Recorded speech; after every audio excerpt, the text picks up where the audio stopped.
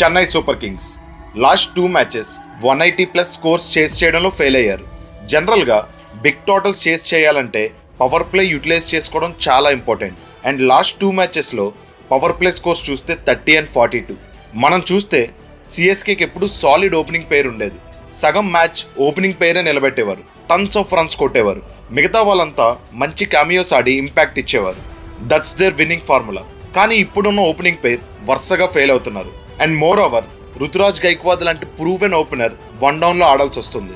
Devon Conway తన ఆడిన last సీజన్లో 51 యావరేజ్తో 672 రన్స్ స్కోర్ చేశాడు. అలాంటి ప్లేయర్ని బెంచ్లో ఉంచకూడదు. Ruturaj Gaikwad and Devon Conway should open the innings. Stats wise చూసుకున్నా they are the best opening player for CSK. ఈ ప్లేయింగ్ 11 ఉంటే టాప్ 3 సాలిడ్ ఉంటారు. అట్లీస్ట్ 2 of 3 క్లిక్ అయినా మంచి టోటల్ వస్తుంది. సిఎస్కే వాళ్ళ యంగ్స్టర్స్కి ఛాన్స్ ఇవ్వాలి. షేక్ రషీద్ని మిడిల్ ఆర్డర్లో ట్రై చేయొచ్చు. He's a very good player off spin కూడా. వాన్ష్ బేడీ ఢిల్లీ T20 లీగ్లో చాలా బాగా పర్ఫామ్ చేశాడు. He's very good hitter. Anshul Kamboj Duleep ట్రోఫీలో player of the tournament. Ashwin తన యూట్యూబ్ వీడియోలో పవర్ ప్లే అండ్ డెత్ రెండిట్లోని చాలా బాగా బౌలింగ్ చేస్తాడని చెప్పారు. It's time for CSK to back their youngsters. ఇది 100% వర్కౌట్ అవుతుంది అని కాదు, రీసెంట్ స్టాట్స్ అండ్ పర్ఫార్మెన్స్ బట్టి చెప్పింది. ఇది జస్ట్ నా ఒపీనియన్ మాత్రమే. మీ ఒపీనియన్ ఏంటి? కామెంట్ చేసి చెప్పండి.